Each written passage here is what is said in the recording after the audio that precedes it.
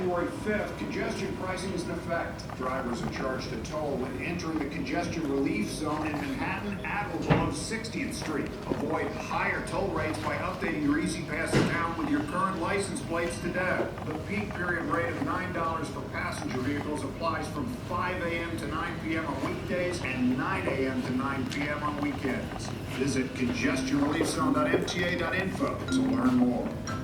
Brought to you by MTA. Hey, I'm Ryan Reynolds. Recently, I asked Mint Mobile's legal team if big wireless companies are allowed to raise prices due to inflation.